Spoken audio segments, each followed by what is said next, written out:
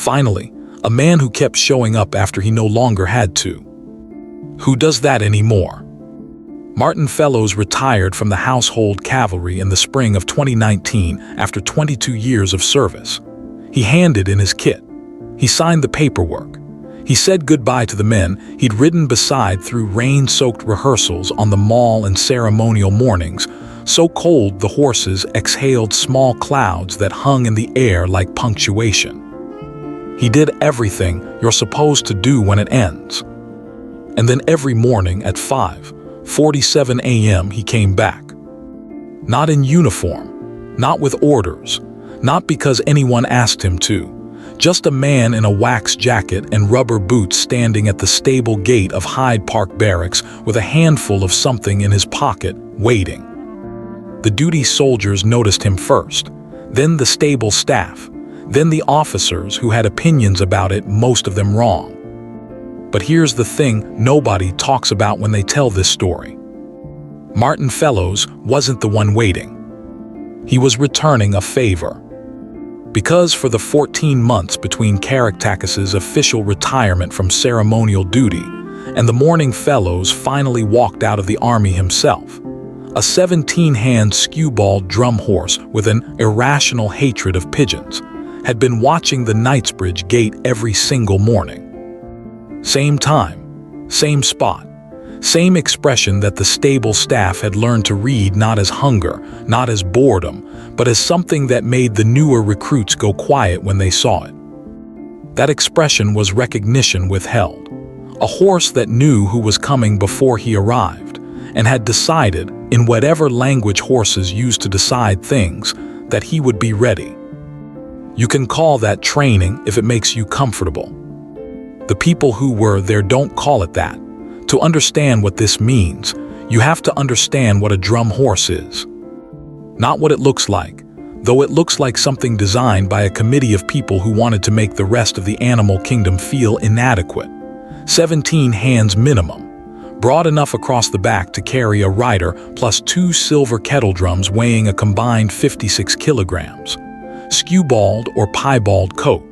The kind of physical presence that makes tourists stop mid-sentence and forget what they were saying. That's the surface.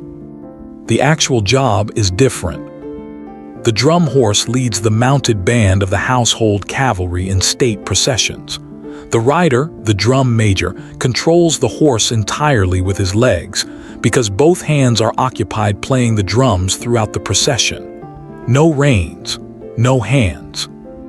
The horse must navigate crowds, music, traffic barriers, flag movements, the collective unpredictable noise of 10,000 people pressed against ceremonial barriers. All of it guided only by leg pressure from a rider whose attention is divided between the drums, the tempo, and the formation behind him. What this requires from the horse is not obedience. Obedience is what you get from training. You can train an animal to tolerate noise. You can train it to hold a pace.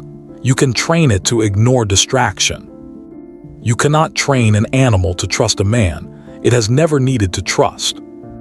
What drum horse work requires is something closer to an operating agreement between two individuals who have negotiated, over years, the terms of their cooperation. The horse agrees to carry the weight, hold the line, and move through chaos because it has decided, not been commanded, decided, that the person on its back is worth the trouble. Caractacus was the 7th drum horse to serve in the mounted band in the last 4 decades. He was purchased from a breeder in County Tipperary in 2006, arrived at Hyde Park Barracks as a 4-year-old with strong opinions about everything and a physical build that made the receiving farrier, one Martin Fellows, look up from his paperwork and say something that nobody who was there can agree on word for word, but which everyone agrees ended with the phrase, "God help us." Caractacus spent 3 years in training before his first ceremonial appearance. Martin Fellows spent those same 3 years shoeing him, which meant spending more hours in close physical contact with Caractacus than almost anyone else in the barracks. There is a particular intimacy in farrier work that people outside it rarely understand. You are handling the animal's feet, the most vulnerable part of a prey animal's body, the part that in the wild means survival or death. A horse that lets you work its feet without resistance has made a decision about you. It has assessed your hands, your movements, your smell, your consistency, and concluded that you are not a threat. Caractacus let Fellows work his feet from the third session. That was unusual enough that Fellows mentioned it to the stable officer. The stable officer said, "Good, means less trouble for us." That was not what Fellows meant, but he let it go. The morning everything became undeniable was a Tuesday in February 2017, not a ceremonial day, no state occasion, no visitors. Just a February Tuesday at Hyde Park Barracks, which means gray sky, wet cobblestones, and the particular sound of a working stable before the rest of the city has properly woken up. Buckets, hooves on stone, the low conversation of men who have been awake since 4. Fellows arrived at 5:47 a.m., the same time he had arrived every working morning for 11 years. He came through the Knightsbridge gate, turned left toward the stable block and stopped. Caractacus was at the door of his stall, which was not unusual. Horses stand at their doors. This is normal.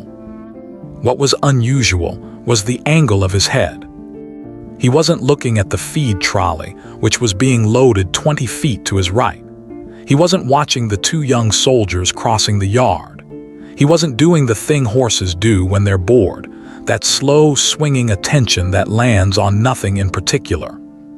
He was looking at the gate. The gate Fellows had just come through. And when Fellows stopped, just for a moment, just because something made him stop, Caractacus made a sound. Not a whinny, not the loud social call horses make across distances, something quieter, the sound a horse makes when it is close to something it recognizes and is acknowledging it without alarm. A greeting for someone expected. Fellows stood there for probably 10 seconds. Later he said it felt longer, not because of the drama of it, but because of what it required him to understand about the previous 11 years. The horse had known, every morning, before Fellows was visible, before he was audible, at the precise time he arrived, Caractacus had known. And nobody had thought to mention it. Fellows asked the night stable hand, a young Welshman named Price who had been on duty since midnight, whether this was normal, whether the horse always watched the gate at this hour. Price looked at him the way young soldiers look at senior NCOs when the answer is obvious, but saying so feels dangerous. "Every morning, Corp," he said. "Since about 6 months after I started, I assumed you knew." Fellows had not known. He went and stood next to Caractacus's door for a while. He didn't make a performance of it. He just stood there, the way you stand next to something when you have just understood something about it that changes the shape of everything before it. A photograph exists from that February morning. Price took it on his phone because he was 22 and couldn't not take it. A big skewbald horse with his head extended over the stall door, and a man in uniform standing beside him with one hand resting flat on the horse's jaw, both of them looking at nothing in particular. It's not a dramatic photograph. Nothing is happening in it. That's why it spread. It went first to the Household Cavalry Veterans Forum, posted by someone who knew Fellows, and captioned it with nothing except the date and the horse's name. Within 48 hours, it had moved to 3 separate military history pages. Within a week, it had accumulated comments from people who had never been near a cavalry barracks in their lives and had feelings about it anyway. The comments divided themselves, as comments always do, into clean opposing camps. One side saw it as proof of something about animals, about loyalty, about the military, about Britain, about things that still work in a world that mostly doesn't. They used words like majestic and noble, and this is what we've lost. The other side was suspicious of it. Horses are conditioned to routine, they said. The horse wasn't waiting for anyone. It was waiting for feeding time. The emotion being projected onto the image was a human need, not an animal reality. Both camps missed the detail that would have settled it. Caractacus's feeding time was 6:30 a.m. He was at the gate at 5:47. So why does this kind of bond form at all? The easy answer is time. 11 years of daily contact creates familiarity, and familiarity in social animals, which horses are, deeply and fundamentally, creates attachment. Simple enough. But that doesn't explain the specificity of it. Caractacus was handled by dozens of people over his ceremonial career. Riders, grooms, veterinary staff, farriers who came after fellows, officers who inspected him before parades. Hundreds of individual humans moved through his life. He tolerated them all. He was professional about it, in the way that well-trained animals are professional, responsive, cooperative, untroubled. He watched the gate for one of them. So the time answer is insufficient. What else? The farrier relationship is the closest thing. Fellows worked Caractacus's feet on average every 6 weeks for 11 years. That is roughly 95 sessions of close, quiet, concentrated physical contact, each lasting between 45 minutes and an hour and a half depending on the work needed. In those sessions, nobody else was present. No ceremony, no audience, no performance pressure. Just a man, a horse, and the particular negotiated stillness of a large animal choosing to remain calm, while something vulnerable is handled. Cavalry officers who have studied animal cognition, and some of them do, it matters operationally, will tell you that horses build what researchers call an individual recognition map of people they spend significant time with. Not just visual recognition, olfactory, acoustic, behavioral. A horse that knows you well enough has cataloged the rhythm of your footsteps, the particular sound of your breathing, the way your hands move differently when you're tired versus alert. By the time fellows had been at Hyde Park Barracks 11 years, Caractacus knew him at a level of detail that most humans never achieve with other humans. And here is where it gets interesting. Fellows, being a farrier rather than a rider, never asked Caractacus for the thing drum horses give their riders. He never needed the trust that moves a horse through a crowd of 10,000 people. He only ever needed the trust that holds a foot still. Which means what Caractacus extended to fellows was entirely voluntary. Not a working agreement, not a trained response, a preference. The horse preferred this specific man, and had been demonstrating that preference every morning for years, in a stable where nobody was looking for it, and therefore nobody had seen it. That is the question that sits underneath this story like something load-bearing. What else are we not seeing because we aren't looking for it?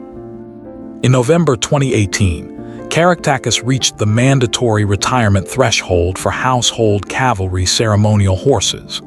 He was 18 years old, still physically sound, still capable of performing.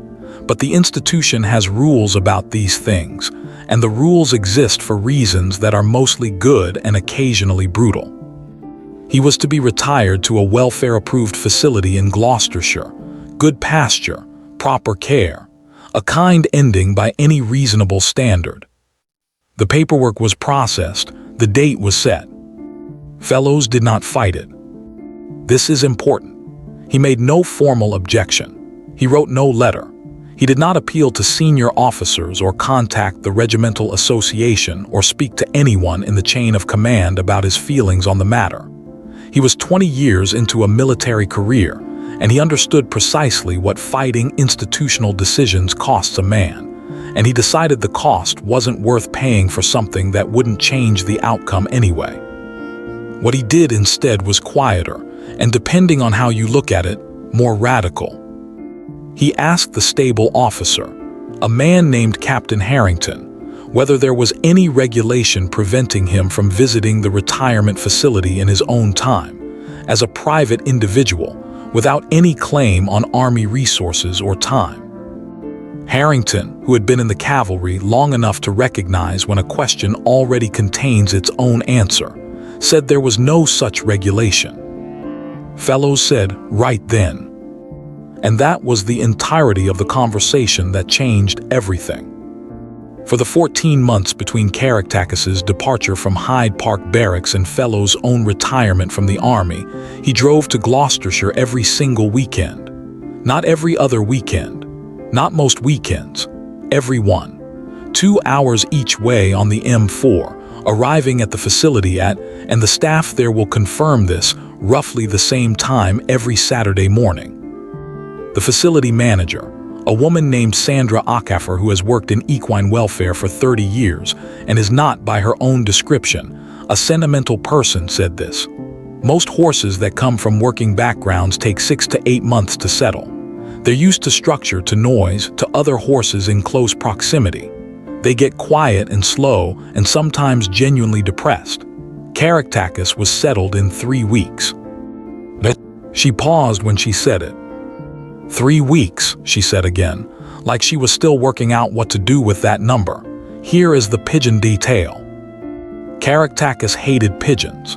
This was a known fact at Hyde Park Barracks, documented in the informal way that stable peculiarities are documented, in the oral tradition of soldiers who mention it to each other during handovers, and include it in the unofficial briefing that new stable staff receive alongside the official one.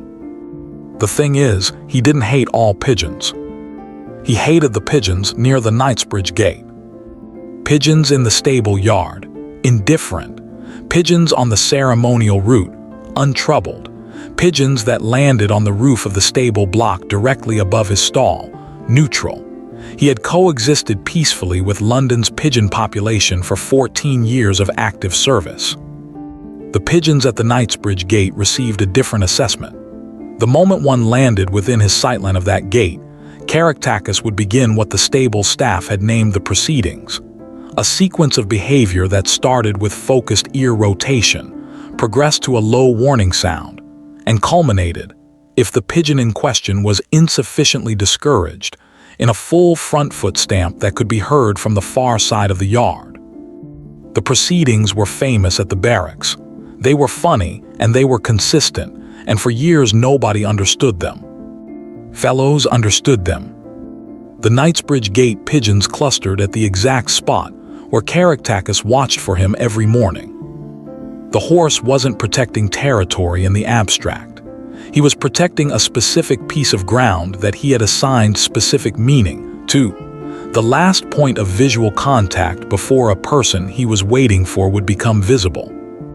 In the behavioral literature on equine cognition, this has a name. It's called object permanence combined with anticipatory spatial mapping, which is a technical way of saying the horse knew where a person would appear before they appeared, and had decided that this location mattered. He was guarding the waiting spot. The pigeons were in the waiting spot. The proceedings were not irrationality. They were maintenance of conditions considered necessary for an important thing. If you think about the cognitive structure required for that, the memory, the anticipation, the spatial specificity, the consistency across years, what you're looking at is not an animal acting on instinct. You're looking at an animal that had made a decision and was honoring it. Every morning, whether or not the person it had made the decision about was aware of it. That is what loyalty looks like before it's been observed. It looks like a large horse stamping its foot at a pigeon on an ordinary Tuesday morning, while a night stable hand from Wales tries not to laugh. It looks like nothing to everyone who isn't paying the right kind of attention. And now the deeper question surfaces. How many times does loyalty operate exactly like this? In the absence of witness, in the absence of audience, in the absence of any reward or recognition. And we simply don't see it because we're not standing at the right angle. The Veterans Forum where the photograph spread had mostly cavalrymen in it. Men who had spent years in close proximity to working horses. Men who understood, at a practical level, the difference between a trained animal and a known one. The response from that community was not the sentimental reaction of the general public. It was quieter than that. Several men said versions of the same thing, that they had had horses like this, or had witnessed bonds like this, or had suspected bonds like this without ever being certain, and had not spoken about it outside the stable because the vocabulary for it doesn't exist in institutional settings, and the attempt to use it tends to go poorly. One retired corporal of horse, 34 years service, posted a single line under the photograph. He said, "Some of them just choose you. There's nothing to do but show up."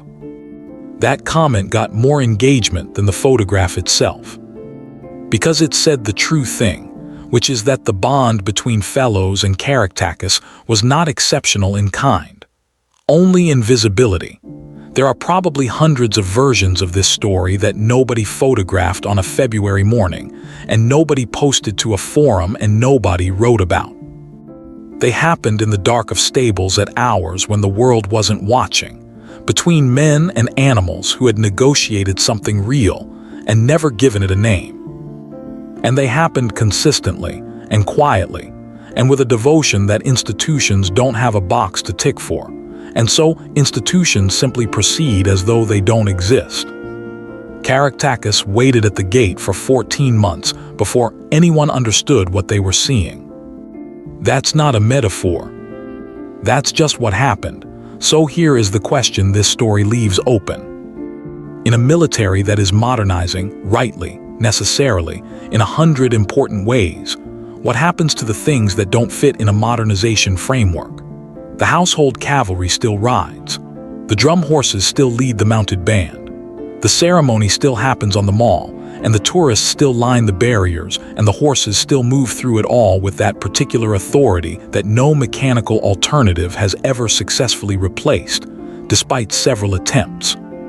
But the culture inside the institution, the stable culture, the farrier culture, the overnight culture of men and animals in close proximity for years at a time, that culture is under pressure from the same forces that pressure everything.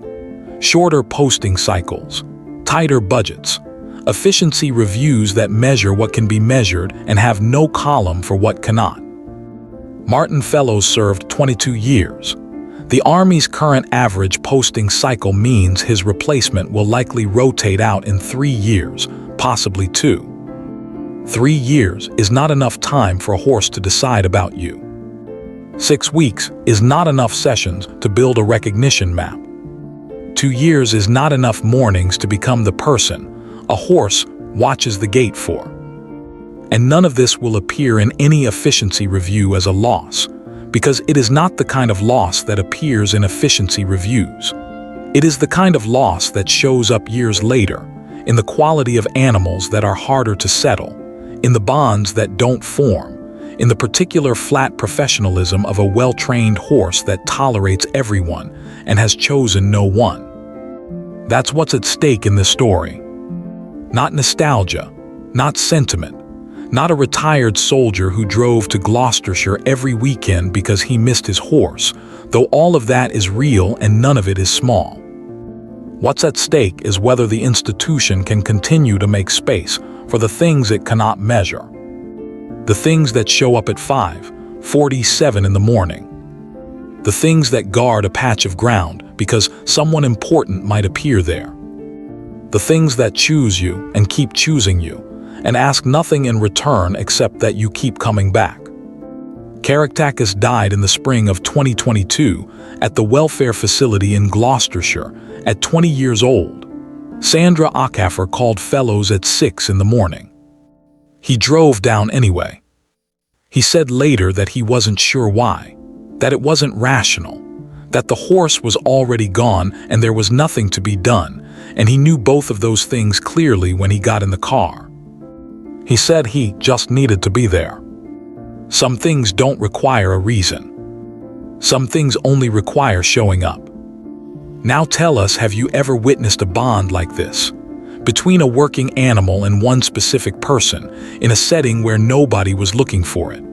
A dog, a horse, a bird, something that made a decision about someone and honored it longer than anyone knew. Leave your story below. Because Martin Fellows drove 2 hours every Saturday morning for 14 months, and Caractacus stamped his foot at pigeons in a specific patch of London cobblestone every morning for years, and most of it happened when nobody was watching. And the stories that happen when nobody is watching are the ones worth collecting. Subscribe to Sentinel and Spur for more stories from the living history of Britain's ceremonial military. The horses, the soldiers, the bonds that the official record doesn't have a category for. Hit the bell. We'll be here. Same time tomorrow.